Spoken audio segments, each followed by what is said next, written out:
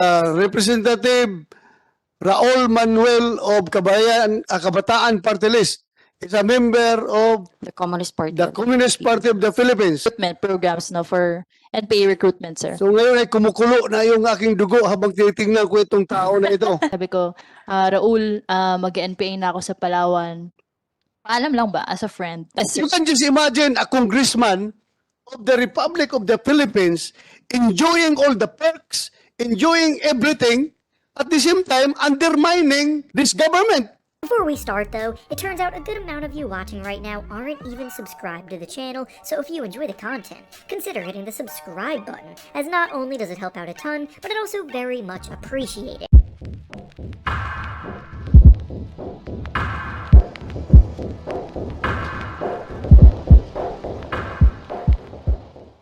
Yeah, they're drawing the war, they're drawing the encounters going towards the schools para madamay ang mga bata. Ganon kawalang hiya itong mga NPA na ito. Ganon talaga. Alam nila yung ginagawa nila. Gusto nila ring lutuin tayo sa sarili nating mantika. Eh yung mga tao kung hindi nag-iisip, masama na naman ang gobyerno sa kanila. Sabihin na naman mga tao talaga itong mga sundalo at pulis ginigira yung eskwelahan. Pero ang NPA ang humihila ng gira papunta sa eskwelahan.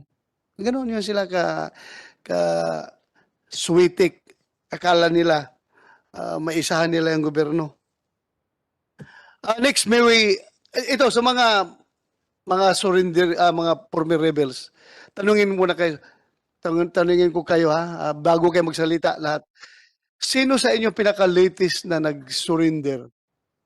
Pinaka-latest? Anong taon ka? Nag-surrender? 2021, Mr. Chair. 2021. Na-recruit ka? Anong taon?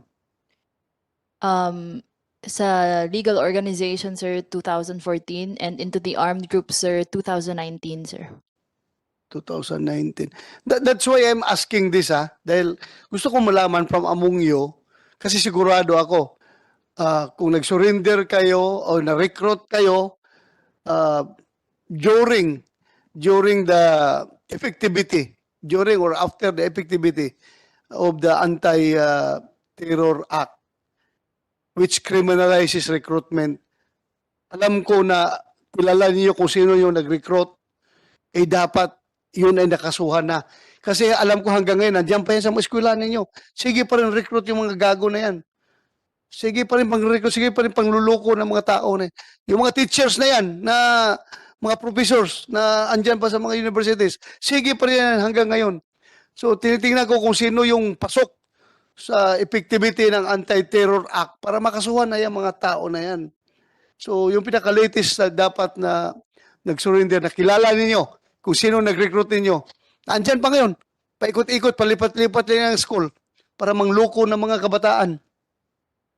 So wala, no? Walang pinaka-latest, ikaw lang pinaka-latest. Pero na-recruit ka 2014 doon sa legal organization, yung kabataan, anong? Alay Sining, sir. Alay Sining, sir. Allied? Alay Sining. Alay CC? Sining. Alay Sining? Yes, sir. Sa ano eskwelahan yan? University of the Philippines, Diliman, sir. Diliman? Yes, sir. UP Diliman? Yes, sir. Andyan pa yun, yung nag-recruit mo. Andyan pa yung eskwelahan, di ba? Some of them, sir. Some of them. Yes, sir. But hindi pa sila covered. The law is not retroactive in effect. Sadly, sir, no. Dapat yung 2020 na anbiyan, doon dapat tatamaan sila. Raka. And before I surrendered, I was previously the political officer of Bienvenido Valiber Command, NPA Palawan. And I operated in both northern and southern Palawan, sir. And however, my recruitment into the NPA would not happen if I wasn't recruited into Alay Sining, UP Diliman, and Stand UP and USP. UP Diliman ka? Yes. My recruitment into the NPA started when I entered the University of the Philippines, Diliman. I was a freshman in 2014, ma'am. So I was a freshman taking up Bachelor of Secondary Education, major in English in the UP College of Education. And our batch of freshmen was the first to start with the academic calendar shift. It was 2014. And we were being handled by the UP College of Education Student Council, then Chairperson Kevin Castro. It was August 2014 when we started classes, so that's Kevin. And he was a student at the college and a proud member of Alay Sining Eduk.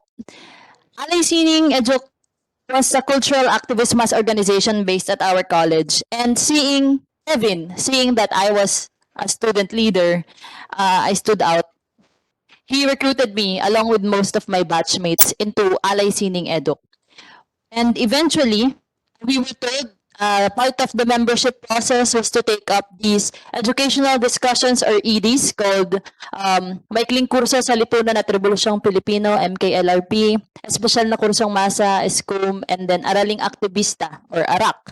And within these EDs or educational discussions, as a sheltered Catholic high school girl, no, medyo mind-blowing siya for me because we were taught first na in order to change, na there are problems in society, blah, blah, blah, there are classes. And in order to change society, Notre Dame of Greater Manila, ma'am. Where is that? In Caloocan, a Catholic school. And imagine being taught that to resolve these problems in society, you have to overthrow the government. So medyo, siya, no? Full-on revolution. As early as 16 years old, freshman, that was what I heard. So for me, I was trying to stay open, and slowly I was being agitated as well. Because they showed me pictures of farmers in areas na hindi sila pinapayagang magsaka. So, if you had somewhat of a heart, makaawa ka din. So as early as 16, medyo very affected by these educational discussions. By November, since I was receptive to their discussions, I was recruited into the underground National Democratic Front Organization for the Youth, which is Kabataang Makabayan. So ang orientation sa amin dyan is, this is secret, you can't tell anyone, even your parents. So when we had meetings after classes, I had to lie to my parents na, I was going to student council. Pero totoo, I was in KM na. And within these activities by KM, we were being told to Ganyan rin yung anak ko noon eh. Nag-aaral, naglalay. Sabi ko, sige, flow-in kita. Ayaw sabi sa akin ng totoo. Natakot sa akin yung anak ko. Yun na, huminto na. Hindi na sumasama sa mga meeting-meeting nila. Yun. Sige, please continue. And then after that, yung mga discussions na ng KM is about the NPA na. So if you're a member of KM, you have to directly support the NPA in principle and in action. So while member ako ng Alay Sining, I was also a member of KM na. And we were told na within Alay Sining, we have to recruit more Alay Sining and then more KM. So you have to support yung idea na ng NPA. And eventually, further on, in the months to come, we would conduct activities to gather support for NPA units. We would implement this project called Adopt a Front. So KM chapters would adopt guerrilla fronts to provide financial, moral, material support for NPA units. For the Alay Sining Eduk, which had the KM chapter inside, we supported a guerrilla front in Lucio de Guzman Command, Mindoro. So we provided them network of safe houses in Metro Manila that they can hide injured NPA rebels in, and then we provided medical supplies like gunshot wound kits and hygiene kits. That's what I remember na sinuport namin sa Mindoro, no?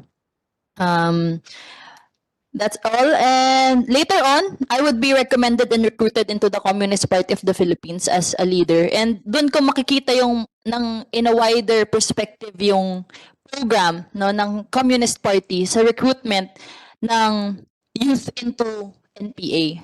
Doon ko ma-learn within the policies of the Communist Party na hindi pwedeng maputol ang recruitment ng youth into these mass activist organizations kasi doon manggagaling yung pool of recruits into the NPA. So example, you will recruit 100 students into Alay Sining. Kailangan at least 20% nun ma-recruitment to the NPA. There's a quota. There's a quota. So kung 100 yan, ma-recruit mo into Alay Sining, at least 60% ma-recruit mo into KM. And from that KM pool, may ma-recruit ka into Communist Party and eventually the NPA. Yes, parang sinasabi mo, we have to nip it in the bud. Yes. Nip in the bud. Yes, sir. Sa pag-start pa lang dapat may hinto na. But the problem now is we cannot criminalize Yes. yung recruitment into that sining, Alay Sining. alay sining. Hindi natin makriminalize yan. Sir. Hanggat hindi pero yun nga, part of the process sila eh. Yes. That's, yan Integral. importante ngayon, ma-establish talaga natin yung link towards yung process, Yes. towards becoming an armed combatant. So Yes. kung hanggang saan natin pwede i-criminalize yung recruitment na yan. Kasi pagpasok ko dyan, parang recruitment person na yan eh. Yes, sir. Diba? Nakakover lang sila under the guise of legal organizations. Yes, sir. But please continue. It would be, so we're talking about 2014, 2015. I joined the NPA 2019. I surrendered in 2021, ma'am. Yes, ma'am.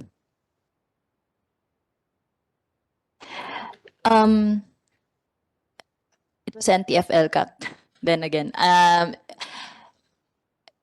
surrendered to Marine troops in Saan?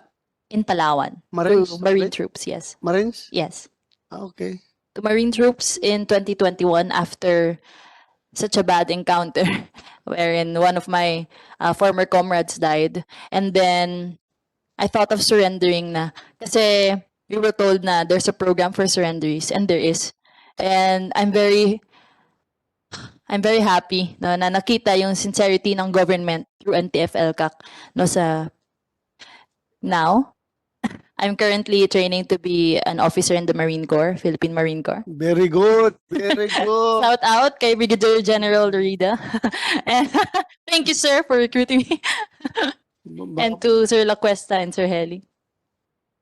So anong magandang recruitment? Recruitment ng NPA o recruitment ng Marines? Marine, sir. Ay, wala eh. So dapat yun, as early as now, dapat magising. Yes, sir. Magising natin mga kabataan. Magising Actually- natin mga kabataan. Huwag kayong Totoo yan, magpuloko sir. dyan sa NPA. Walang pupuntahan yung buhay nyo dyan. Kung gusto nyo humawak ng armas, pumasok kayo sa Marines, Yes. pumasok kayo sa Army, pumasok kayo sa lahat ng branches of government kung saan nyo gusto. Pumasok kayo sa Philippine National Police. Di ba? Actually, sir, I think if I was recruited earlier, no, kung may recruitment kung pinapayagan lang sana yung AFP mag-recruit within the University of the Philippines, sa tingin ko hindi na ako nag-NPA. Kasi with the heart to serve, no, with the heart to serve talaga, nauunahan lang talaga ng NPA yung mga estudyante na recruitin. With the heart to serve, I think I would be earlier into the Marines. So, continuing, by June 2018, no, I would be organizing for Kabataang Makabayan an exposure trip into NPA camp. So they call this the Tour of Duty Integration Program.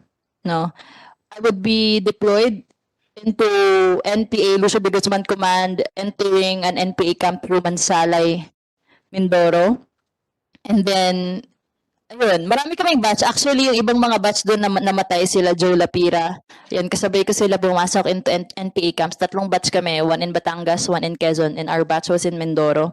And then, the program talaga for these integration programs is recruitin sila. So, you would try 6 weeks na mag-integrate into NPA camp, bibigyan kanila ng issue kanila ng M16, and then, the program was kanang bumalik sa university, hence the missing children. Ang program din is mag full-time NPA fighter ka na. So, yun ang program talaga ng KM. And they were actually a bit mad na bumalik pa ako sa UP. Sabi ko, I can't commit full-time pa sa NPA kasi gusto ko graduate sa course ko. So, sabi ko, by June 2018, babalik ako para graduate and then I'll join the NPA, which I did. I graduated. Nakagraduate ka? Yes. Very good. Thank you. So, galing ka na sa bundok, ha? Yes, sir. Galing na. Thank you, thank you. So I graduated, sir, in June 2019. And then I joined the NPA by July. I joined NPA Palawan, entered Northern Palawan, and then was deployed into Southern Palawan, where I had an encounter September 3, 2020 with Marine troops. 5 high-ranking officials were neutralized, and then I was next in line. So na-dismantle yung buong guerrilla front. So it's true, no? Successful talaga ang NTF-ELCAC sa pag dismantle ng guerrilla fronts. Successful ang AFP, no? Dismantled one guerrilla front, that's Southern Palawan, and then I was deployed to Northern Palawan. By 2021, we had another encounter, December 10, and then dismantle na yung buong Northern Palawan. And then wala na talaga, wala nang troops sa Palawan. Kaya yung recruitment video kanina sabi ko, that's a lie. Wala nang Palawan, wala nang NPA sa Palawan. We were the last. So, there. Part of their propaganda yun. Mga kasuli. Ako nga nagsisinungaling sila. To deceive the youth. They're Niloloko deceiving. yun. Oo. Napakita na marami. Kahit na wala na tayong kasama Yes. doon, tayo na. Napakita na meron pa. Pakita na. Tingnan mo katao na yan. Ang dami lang Wala. ano eh. Niloloko lang talaga ng mga kabataan. Yes. Yung Ayun picture na. na yun sa Palawan, sir, that was taken, I think, 2014. Yun na yung last time na nakaabot ng ganun karami yung Palawan. At our time, nung na-dismantle yung guerrilla front sa North, we were only 7. And I was the only female. No. So, lies na talaga, no? Kung sasali pa talaga ng NPA after watching that, those are lies. No, yung picture na yun sa Palawan, that's not true. Katakos. Meron po, pwedeng mag-asawa. Pwedeng mag-asawa sa NPA, but it's a very difficult process. I'd rather not. Yun. So, I surrendered after the encounter in Rojas, Palawan, December 10, 2021, I surrendered on December 11. And then, to Marine troops, actually, they had attempts to recover me from the Marines. Several members of the youth rallied to release me. Yan. Hence, like what they did before. So they can, babalik na rin nila yung kwento na kunyari, nahuli lang ako, hindi ako NPA. But they did not succeed kasi my mother and I, nagkasundo na kami na I would undergo through the whole radicalization process. So, although they campaigned for me, now they cannot deny that I am one of them. And Sandali. Ibalik mo nga. Pakibalik yung release Kate Raka. As if I was Ground Mobilization Commission on Human Rights. nag-rally sila. Anong kasama ang human rights dyan? Sa rally na yan? Doon sila nag-rally sa tapat ng human rights. Sa Yes. location niya, location. Yes. And that is why yung 3rd Marine Brigade, no, tinawag nila mismo yung Commission on Human Rights doon sa headquarters ng brigade to tell everyone na I'm doing this on my own volition. No.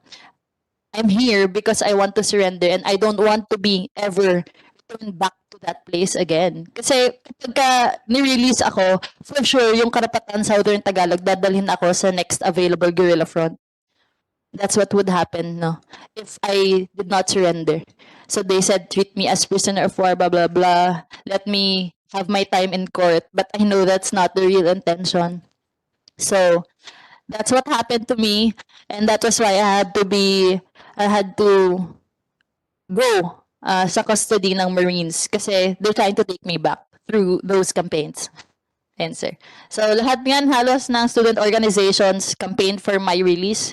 Anak Bayan, League of Filipino Students, curious no bakit may pakialam sila sa NPA, pero these are youth student organizations campaigning for my release basically because I am one of them and the whole process, it's integral, no, being member of those organizations, integral. Yan. I have to leave because I will have Yes, ma'am. amendment mamaya to my bill. I have to study. Anyway, I'm so glad to meet all of you. And I hope you will have a very Thank you, good future in government. Thank you, ma'am. Salamat, ma'am. Thank you very much for attending this hearing. Please continue, Kate. Lastly, in hindsight, I can say that my recruitment into the NPA began the moment I was recruited into Alay Sining. The connection is not coincidental. I found out as I lasted 7 years into the movement that the design of recruitment and radicalization programs began the moment I entered the mass organization Alay Sining. The quota, no,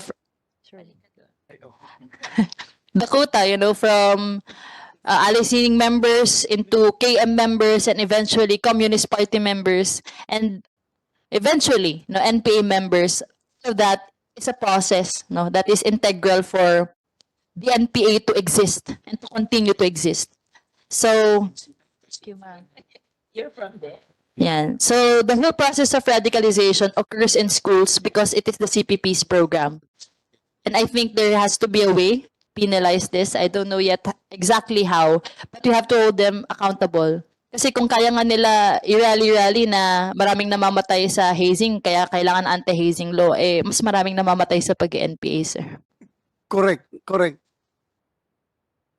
That's all, sir. Thank you. I hope that my story, kung ano man ang marating ng ating efforts today, I think the most that I can hope for is sana yung mga currently nire-recruit ay makinig sa mga kwento namin. Kasi kahit yun na lang kumbaga, wag na sanang mangyari sa kanila yung nangyari sa amin. Kasi cargo de konsensya namin yun as previous members, no? And we can only hope that they listen to our stories because we're not red tagging, we're telling the truth. Thank you, sir. Afternoon po. Good afternoon po sa lahat. Good afternoon. Just like kung ano po yung sinabi ni Joy, ganun din po sa akin, no, disclaimer lang. It took us a lot of courage to really speak the truth, and I am under oath, and currently I'm a Juris Doctor student at the Jose Maria College Foundation Incorporated College of Law. So I know na the consequences kung ano po yung mangyayari sa amin if we cannot defend ourselves in telling the truth. Jose Maria College Foundation. Law. Kay Kibuloy po. Oh, doon ka pala. Okay. Davao. Anong year ka na ng law ngayon? First year po. First year. Sa second year po. Pero dati saan ka? Saan ka nag-aral? University of the Philippines, Mindanao po. UP Mindanao sa Sa Mintal. Mintal. Silingan lang ta. Ha? Pero taga saan ka? Coronadal City, South Cotabato po. Coronadal City. Nag-aral ka sa UP Mindanao. Anong kurso mo doon? BA Communication Arts. Communication Arts. Anong year? 2010 hanggang 2010, 2014. Hindi ka nakatapos. Nakatapos po. Natapos mo talaga doon. Okay. Please continue. Apo, I'm Arian Jane Ramos. Ang pangalan ko po sa loob ng Kilusan ay Marikit. I'm the former secretary of the Guerrilla Front 55 SRC 5 SMRC. Our area of responsibility ay sa Davao City, particularly sa Paquibato District. Alam mo, yung forma mo na yan, kung bababa ka sa downtown, magpasyal-pasyal ka sa SM, tapos nagpapatrolya ako doon, makita kita. Hindi ka talaga mapagkamulan na NPA. Sa ganda mong yan, ang ganda mo, hindi ka talaga mapagkamulan. So, chill ka lang, no? Kung makasalubong ka ng mga pulis doon sa downtown, parang wala lang. Natatakot din po ako sa police kasi I have pending criminal cases. Pero, Sige, yeah, go ahead, Arian. Sige. Na-distract na ako. Paquibato District, Kalinan, Talaingo, Davao del Norte, the whole Talaingo, Davao del Norte, portions in San Fernando and Kitao, Bukidnon. So, before po ako, Front Committee 55. 55. Kuha naman yan, dismantled naman yan ngayon, di ba? Wala na. Wala na po, dahil dismantle na. Davao Region po, napanahon Good. po ni Lieutenant General Unkan. Ernesto Torres po. Si Kwan. Sa panahon niya po yun, Torre, o sige, continue. si dismantled. So, yun po, nawala na ako sa. Ako po ay naging miyembro ng Gabriela Youth, UP Mindanao. Ako po ay naging chairperson noong 2012. 2013, naging spokesperson ng Gabriela Youth, Davao Region. Naging member po ako ng Malayang Kilusan ng mga bagong kababaihan at naging chairperson din po ako ng Alyansa ng mga Aktibong Kabataan sa UP Mindanao. Ang nag-recruit po sa akin ay si Rendel Raya and Perper Cagula. He was the president of the University Student Council of the University of the Philippines Mindanao in 2011-2012, former Davao City coordinator of the League of Filipino Students, and Southern Mindanao coordinator of the Kabataan Party List. He died last November 4, 2014 in an armed encounter somewhere in Sarangani.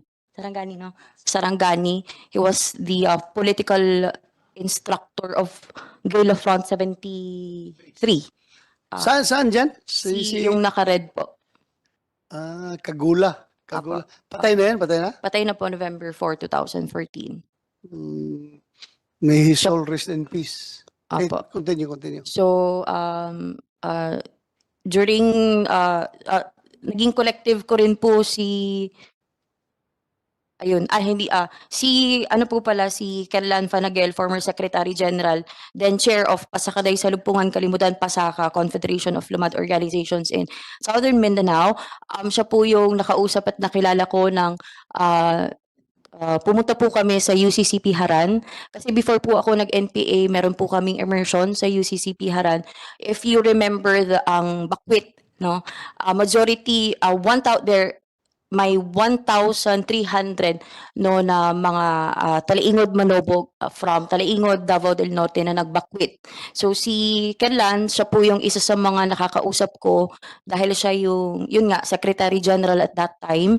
At kami po bilang mga miyembro ng Gabriela Youth, League of Filipino Students, Anak Bayan at iba't iba pang mga legal front organizations ng CPP-NP NDF ay binigyan ng na tumulong sa Bakwit campaign. So nakausap ko po Itong siya. tao na ito, yung nire-rescue namin yung mga bakwit doon sa loob ng Haran, nagpapakilala, magulo ito eh. Nagpapakilala ito na kuwan lang, yung tribal leader. Yung pala, NPA na pala. Nag-NPA po siya after how many years na naging urban operator po. Please continue. Opo. So after naging collective ko si Jong Monson, naging ang kanyang alias sa loob ng Kilusan ay Franco.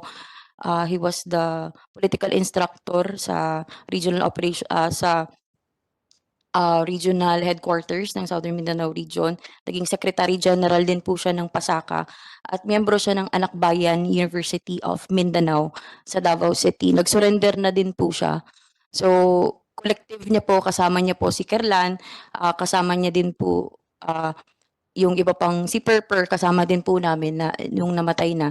Binanggit ko lang sila kasi meron silang malaking papel kasi nung pumunta na po ako sa bundok after my graduation, May 11, 2014 sa sitio na Silaban, Talaingod, Davao del Norte.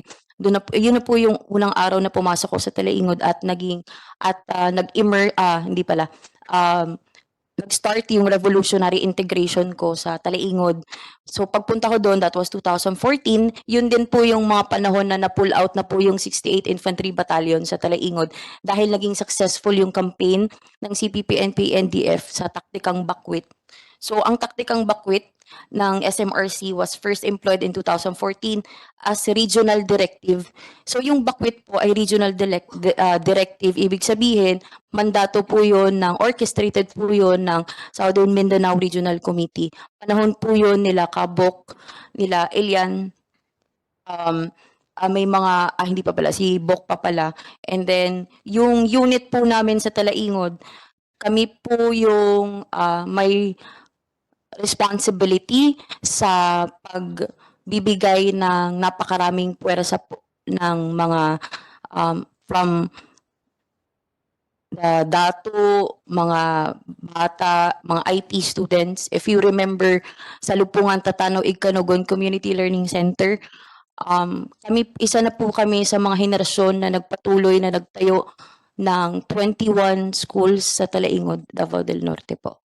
So, yung integration na yun po hanggang sa lumakas at lumawak yung pag-oorganisa namin, umabot po kami sa sustained na Bakwit campaign. So si Kerlan po at si Jong Monson yung close coordination ko. Ako po nasa bundok. Tapos sila yung kausap ko na nasa UCCP Haran. So dahil nga nakikita namin na napakaganda ng kampanya ang Bakwit kasi nga it talks about defending the ancestral domain of the indigenous peoples. Napaka-tunog niyan, no? Lalo na sa ibang bansa. So nakakakuha kami ng malaking resources, no? Financial resources. From According to Jong Monson na nasa somewhere, actually surrender na siya, from European Union of European Union. organizations. And Doon yung iba hindi ko na din po alam. Pero Doon yun kayo yung nakakuha ng pondo. Apo. Kasi po si Gab, yung asawa ni Eric Casilaw, si Kaelian na na apprehended na. Siya po yung gumagawa talaga ng mga proposals, and at that time magkasama din po kami sa mga panahon na gumagawa siya ng proposal. So may mga sinasabi siya na ito yung mga proposals natin para masustain natin yung Bakwit. At pinapadala nila kasi nasa International Solidarity Work Committee siya. So yun po yung mga alam ko lang na, pero hindi ko alam yung ano talaga yung proseso. Pero yung mga gist na information, hindi ko alam, pero yung basic, yun yung mga nasasabi nila sa amin. Kaya pala, we wonder why naka-sustain ng napakaraming taong pinapakain doon sa loob ng UCCP Haran for a long time dahil nga may funding source kayo from abroad, from European Union. Opo, pero nag-stop na siya nung time na na-implement na po yung ATA. Kasi yun din po yung isa sa mga downfall ng SRC ng SMRC dahil sa Anti-Terrorism Act. So ayun po, next daw ko. So ayun po, nasa ano po kami niyan, sitio Mambuntuan, Barangay Digungan, tama ba Digungan? Digungan, Kitaw-Taw, Bukidnon. Kasama ko po si Enrico Karamat, also known as Marco. Siya po ay galing sa UP Diliman, BA English Creative Writing, Anak Bayan, UP Diliman. Political instructor siya ng SRGU, NPA, SMRC, pero nag-surrender na po siya. Next. Ayun. Marami, pinapakita ko lang po itong picture na to kasi nakikita nyo puro kami mga galing sa universities na kami po ay nagsama-sama. May galing ng Daniel Castillo, UP Diliman, BS Community. Pareho kayo UP Diliman, ha? Mindanao ako, Diliman po siya. Diliman. Ano po kami, Hall of Nation approach. UP Mindanao, UP Diliman, UP Visayas. Hall of Nation approach din po kami. Daniel Castillo, UP Diliman, Anak Bayan, UP Diliman, political instructor ng Guerrilla Front 55, NPA Southern Mindanao Region. Si Rose Valle Haspe, Kalira, PUP, BA Broadcast Communication, Tulong Kabataan, Kabataan Party List. She joined the NPA SMRC 2016. Ako po yung kumuha sa kanila. Kayong Manggi Gardose, LFS High School, National joined the NPA in 2016. Next daw, Bex. Si Josie Papasin. Ano ba si Josie? PUP BS Psychology, LFS PUP, joined the NPS MRC in 2017. Former Secretary Guerrilla Front 18, nag-surrender na din po si Josie. Tapos, next po. Ayun, si Daniel na introduce ko na. Magkatabi kami ni Daniel Castillo. Hanggang ngayon, magkatabi pa rin kami. Si ganun siya. Si Clarice John Rolf Vergonia. Clarice, UST, University, UST, LFS, BS Political Science, joined the NPA SMRC in 2017. Next. Si Zaili Gad Kaarab, BS Polsci, PUP Manila, joined the NPA SMRC in 2017. Former political officer. And namatay na po siya noong 2019. Encounter? Opo. So magkasama kami that time. So kung nakikita, napapansin ninyo, next. Ayun, si best friend po ni ano, charot lang. Charis Chababañez, aka Kaniki, former member of LFS, former student regent, UP Los Baños, BA Communication Arts, joined the NPA Southern Mindanao region in 2017. Next. Kaliska Cal Peralta, aka Kareka, former LFS UP Diliman, Film, joined the NPA Southern Mindanao region in 2018. Kung napapansin niyo po, puro sila galing ng UP Diliman, puro taga Luzon. Kasi po, ito po yung malaking relevance kung meron pong nasasagawa na malaking kampanya ang Communist Party of the Philippines, particularly yung taktikang bukwit. Kasi po napakalaki po talagang ang gains ng CPP, NP, NDF that time. Kasi po, syempre, if you will talk about the indigenous people's welfare, matulog po yan kasi alam natin kung gaano po kahirap yung kabuhayan nila doon mismo. Particularly ang Talaingod na one of the largest ancestral domain, and we want to protect their ancestral domain. And because of the Salupuan schools, because of their, of course, livelihood, etc. So, kayang i-manipulate ng CPP, NPA, NDF para makapag-recruit gamit ang mga kapatid nating katutubo. So, dahil dun sa campaign na yon, kung napapansin nyo, lahat, majority ng mga kabataan, nandun sa area namin. No? And it is, and I guess it is also, andyan din po si, si Kurt Russell Sosa, yung nagpipindot doon. Turo-turo na tayo, girl. Kurt Russell Sosa, Ugnay, PUP Journalism, member LFS National Secretary, Guerrilla Front 34, SRC 4, SMRC, surrendered noong 2020. Tapos kasama din po namin si Daniel De Losa, aka Axel, UP Diliman, BS Applied Physics, LFS UP Diliman, Secretary Front 2, SRC 2, SMRC, surrender 2021, si Angeli Fortich, aka Amihan, UP Diliman, BS Chemical Engineering, Anak Bayan, UP Diliman, Political Instructor, Guerrilla Front 18, surrender 2020. Puro po sila. Dami nyo. And si Raul Manuel po, so ito na yung kwento ko. Kapakagalitan ako ni Raul Manuel na ito. Giginhawa muna po ako. Disclaimer lang, hindi ko po nakita si Raul Manuel personally.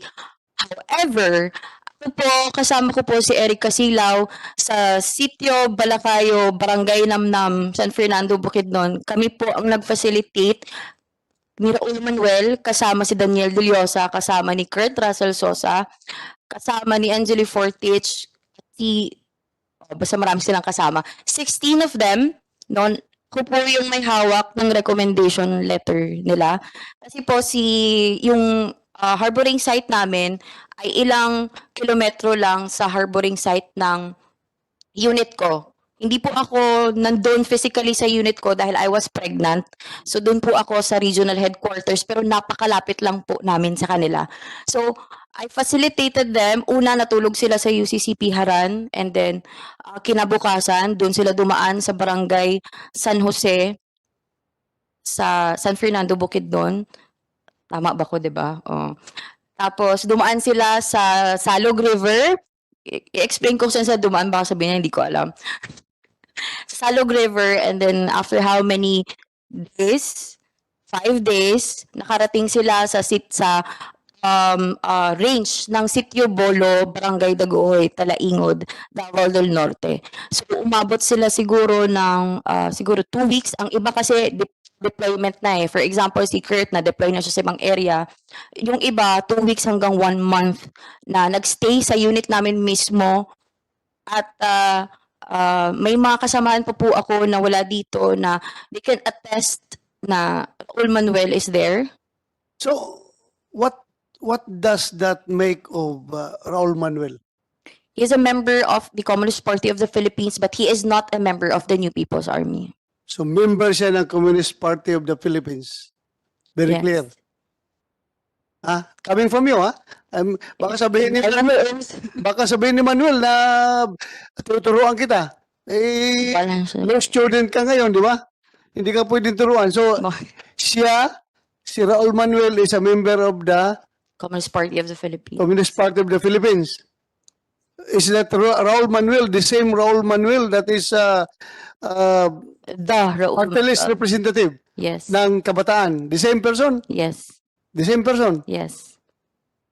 So, puro kasinungaling yung sinasabi niya na wala siyang koneksyon sa CPP, NPA, NDF. Bala sa buhay niya. Ha? That's Yes. for the record. Yes.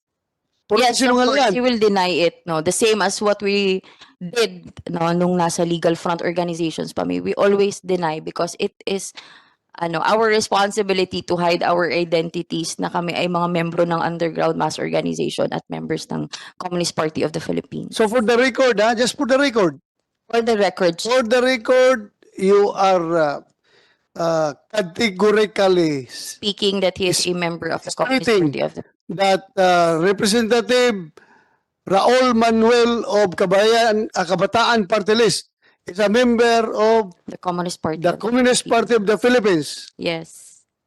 So very clear yan. Yes, So Chair. kung siya ay nagdi-deny, nagsisinungaling siya. Yes. Okay.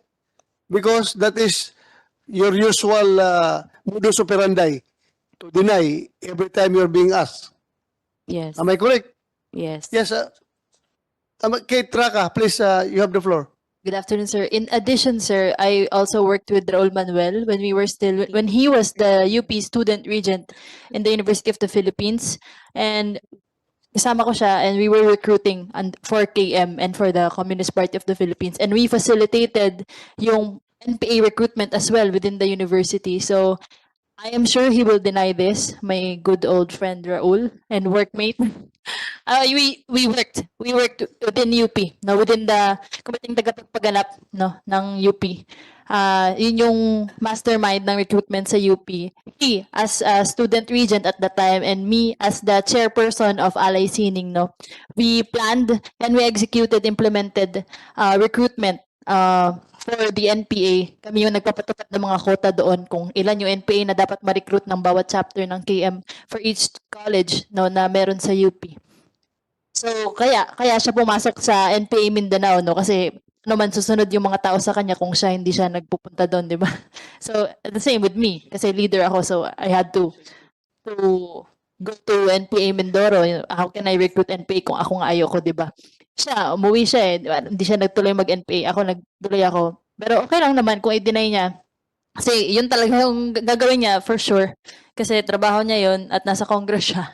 Pero ako, I swore under oath na I would tell the truth and that is the truth. Si Raul Manuel ay recruiter din ng NPA. Thank you, sir. Raul Manuel is a recruiter of the NPA.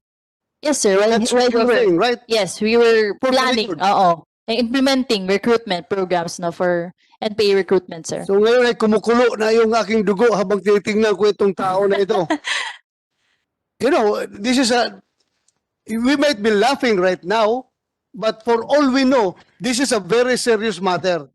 Yes, sir. You can just imagine a congressman of the Republic of the Philippines enjoying all the perks, enjoying everything, at the same time undermining this government, undermining the state. Yes, sir. Di ba? Kaya pala tuwang-tuwa itong tao na ito nung sabi na pinaganahan lang sila na papasukin daw yung ICC. Tuwa itong tao na ito. Talagang tuwang-tuwa siya na imbestigahan ako ng ICC. Tingnan natin ngayon, ikaw ang imbestigahan ko. Ikaw ang imbestigahan ko. I will do all my parliamentary powers to pin you down. Sabihin na, tingnan natin. Ikaw pala talaga ay membro ng Communist Party of the Philippines, which is the partido of the New People's Army who is trying to destroy this government. Ganun pala talaga itong tao na ito. Tingnan natin. So, thank you for those revelations. Yes, I sir. am being a Filipino, hindi ako pwedeng forever tayo lulukuhin itong mga tao na ito. Hindi ito po pwedeng forever tayo lulukuhin. Destroying the government from within the government. Papayag ba tayo nito? Papasukan tayo ng ganitong klase mga tao sa ating gobyerno? Granting na provided by the Constitution, yung party list ay pwede sila mag-represent dyan. What they are doing right now is talagang kakasama ng ating bansa. And I am willing, I am dedicating my life for this fight. Nakapag-retire ako sa Philippine National Police. Hindi ko mabilang kung ilang girang dinaanan ko with this NPA. Ito mga new people sa army nito. At sa awa ng Diyos, nakapag-retire ako. Ngayon, nagkapag-retire na ako. Dito na hindi na ako ngayon makipaglaban sa inyo sa armed struggle. Dito ko kayo lalabanan sa inyong parliamentary struggle na sinasabi ninyo. Legal sa legal. Tingnan natin. Senador ako ngayon. Tingnan natin. Itong mga tao na ito yung nagpapahirap ng Pilipinas eh. Ito yung nagpapahirap ng Pilipinas. To be frank about it. Sabihin man ninyo na sinira ko yung parliamentary courtesy. But my love for this country is above and beyond parliamentary courtesy. To be frank about it. Kumukulo ang dugo ko, nakikita ko itong patawa-tawa, smile. Oh. Yung pala'y, anay pala ito nagsumisira ng ating lipunan.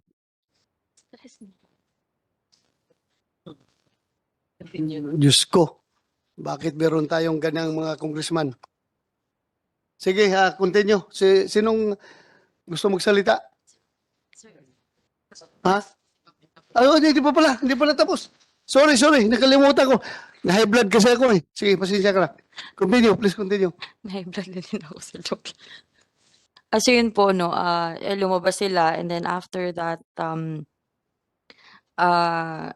sila lang po yung sila po yung mga, yun nga, napakarami kong sinabi kaninang mga estudyante, nagpapakita lang po yun, nagpapatunay lang yun, no, it's an objective basis na may efforts talaga, napakalaki talaga yung efforts ng CPP, NP, NDF na mag-recruit po sa mga kabataan.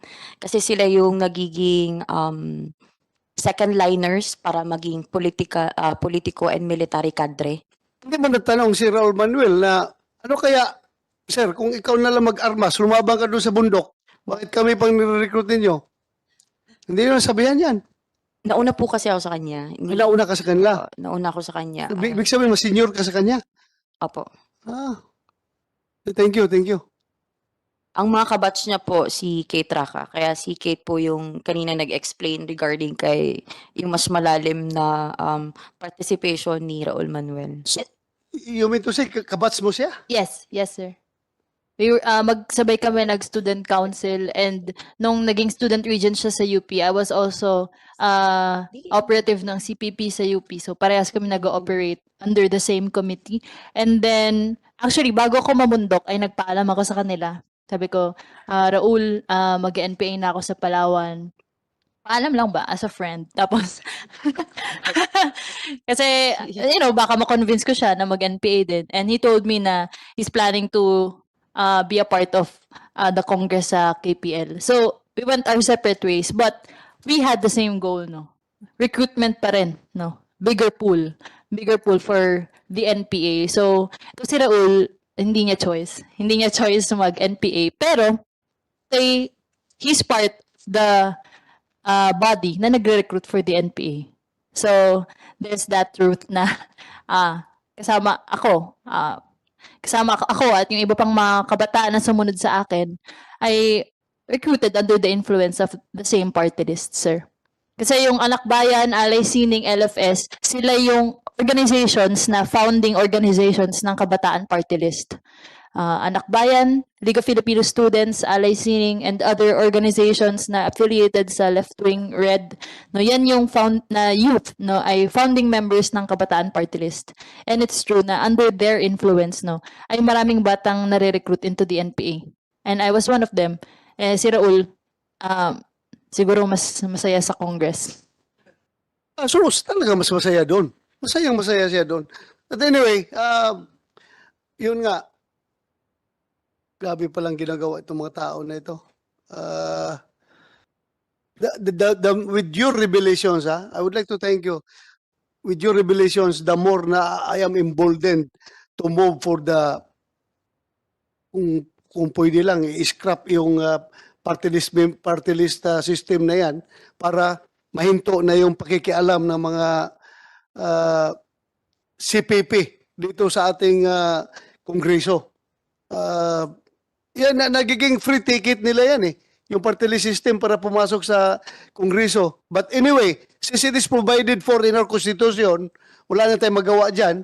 Ang habulin ko na lang na ma-amend itong party list system na itong mga makakaliwa na nagre-recruit ng kabataan papunta sa armadong New People's Army ay talaga maharang ito ng kumilik itong kanilang yung party list nila. Dapat maharang talaga ito. Hindi po pwede itong pabayaan natin ito. Talagang gagawa natin, hanapan natin para na ma-amend yung party list system law. I think I would like to solicit the support of my very good friend here, colleague Senator Tolentino, na maayos natin itong party list system act na hindi na makapasok itong mga tao na sumisira ng ating lipunan. Mr. Chair, sa unang mga buwan ko po sa LFS, ako po ay nakadalo sa mga pag-aaral at discussion gaya ng aking mga kasamahan, tulad po ng Lipunan at Rebolusyong Pilipino na aklat na sinulat ni Jose Maria Sison, espesyal na kursong masa, araling aktivista at marami pa pong iba. Itong mga kurso po na ito, Mr. Chair, mga pag-aaral ang siyang nagmulat po sa akin sa iba't ibang issue at suliranin ng lipunang Pilipino at yung sinasabi ng kilusan na kahalagahan ng isang armadong revolusyon para baguhin yung ating lipunan. Kaya Mr. Chair, naging aktibo po ako sa iba't ibang mga protesta, mga pagkilos, sa loob at labas ng universidad, maging sa iba't ibang isyong panlipunan. Especially that time, Mr. Chair, 2007, malakas po yung pagtutol namin sa Human Security Act, yung passage niya, oil price hike at marami pa pong iba. Buwan po ng September, Mr. Chair, September 2007, ako po ay pinadalo sa isang eksklusibong pagpupulong ng mga piling kasapi ng LFS sa aming school. Dito po tinalakay yung importance ng armed struggle ng NPA bilang pangunahin daw at mapagpasyang anyo ng pakikibaka para matango yung pambansang kalayaan at demokrasya daw ng ating bansa at pagpapabagsak daw po sa batayang suliraning nagpapahirap sa sambayan ng Pilipino. Ito po, Mr. Chair, ang naging daan para ma-recruit po ako sa Kabataang Makabayan. Pero mahalagang bilin po matapos yung aming recruitment sa KM, ay bawal po naming sabihin kahit na sino na kami ay kasapi ng KM at maaari ko lamang daw pong banggitin na ako ay kasapi lamang ng LFS instead of Kabataang Makabayan. Dito na si Joel Angkan, no? Si Joel Angkan. Brigade Commander siya noon. Brigade Commander siya noon doon sa Kumbal. Ako, Provincial Director. Yeah, siya yung naambos. Pero sabi mo man, hindi ka pa doon, no? Wala ka pa. Sila Jingo yun. Panala Jingoy. Sino pa yung magagaling na commander doon? Ha? 20 dito si Joy. Si Joy pa nito?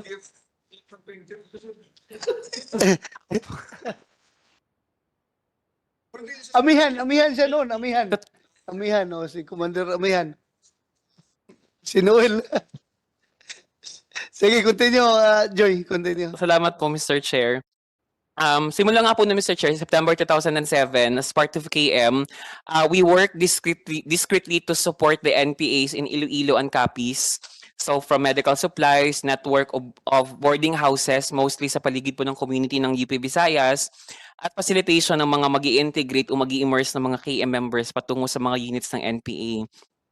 Taong 2008, Mr. Chair, pangalawang taon ko sa UP, ako po ay naging officer ng Student Council sa aming kolehiyo bilang batch representative. Ito rin po yung taon na ako ay na-recruit bilang candidate member ng Communist Party of the Philippines. Anong school, Joy? Anong school ka? UP Visayas po, sa Iloilo. Visayas, Iloilo. Yes po, Mr. Chair. Malakas rin dyan recruitment, no? Yes, No, Mr. nung Chair. panahon ninyo. Sa Miagao po medyo malakas, Mr. Miagao. Chair. Sa City Campus po, in fact po sa batch po namin, sa batch 2007, ako lang po yung naging membro ng LFS. Okay. Sa buong batch po namin. Kasi yung sa City Campus po, mostly business courses. So medyo mahirap mag-recruit talaga ng mga estudyante pag business courses. Thank you. Taong 2008, yun nga po Mr. Chair, ako po ay naging candidate member ng Communist Party of the Philippines. So nagsimula na akong bigyan nila ng mga kursong pangpartido gaya ng dialectical materialism, political economy ni Karl Marx at iba pa. And then by the next year, Mr. Chair, 2009, ako po ay naging full member ng Communist Party of the Philippines. Ito rin po unang taon, Mr. Chair, na ako ay pinapasok sa loob ng unit ng NPA para sa aking revolutionary integration sa Southern Panay, Napoleon Tumagtang Command sa mga bayan ng Igbaras, Miagao, Tubungan noong April 2009. Ano bang kuwan nila? Ano yung criteria nila para magiging party member ka ng CPP? Kailangan ba talaga matalino ka? Educated ka o ano? Hindi naman po, Mr. Chair. Nasa constitution din kasi ng Communist Party yung requirements for recruitment. Disclaimer, hindi po ako nagre-recruit. No, pero yung recruitment po to the CPP para maging candidate member, hindi naman po kailangan matalino. May mga basic like age requirement of at least 18 years old. Pagkatapos may kaalaman at gagap yung Marxism-Leninism Maoism bilang ideological guidance ng Communist Party of the Philippines. Of course, may clearance na sa security. Kaya mas ini-screen din talaga yung sino yung re-recruit sa CPP at ano pang isa? May mga pag-aaral at handang maging magpaloob sa mga kolektiba ng Communist Party of the Philippines. Kung may background investigation rin kayo, ha? Yes, Mr. Chair. Mabigat din. May Sige. pinifill out actually, Mr. Chair, na parang form. We call it dati Form 1 and Form 2. Yun po yung parang basic information at saka history ng nire-recruit namin. So doon po namin na-check kung may kamag-anak pa siya sa gobyerno, meron ba siyang mga relatives sa sundalo or sa police. So yun po, Mr. Chair. I want to emphasize, Mr. Chair, the pictures being shown. This is actually in Kilometer 56, Barangay Rizal, Moncayo. I was already the political officer and secretary of this guerrilla front of NPA. These kids, Mr. Chair, surrounding me actually are members of Anakbayan Compostela Valley chapter. They are also students of different high school and elementary in Comval, particularly Moncayo, Compostela, and somewhere also displaced after Typhoon Pablo. So they are mostly 15, 16 years old high school students in Comval, mga miyembro po ng Anakbayan Anakbayan chapter po sa Compostela Valley. And that time po, Mr. Chair, sila po yung nag-aaral ng PADEPA sa loob ng unit ko po. So siguro ito yung pagpapakita na particular sa Anakbayan, kasi ako po yung naging national officer ng Anakbayan. Yung Anakbayan ay talagang nagiging tulay towards radicalization and recruitment para yung mga kabataan later on ay maging bahagi po ng NPA. This is not red tagging, this is not terrorist tagging or whatnot. Ito po ay bahagi lang po ng aking karanasan sa aking buhay. And even these children are already part of the Balik Loob in Compostela Valley. They themselves can attest as well na yung mga grupo na to po, like Anakbayan and even other front organizations, are front of the Communist Party of the Philippines to advance yung kanilang mga hadikain sa paraan ng legal. Pero sa likod po niyan, may mga underground activities po yung kilusan.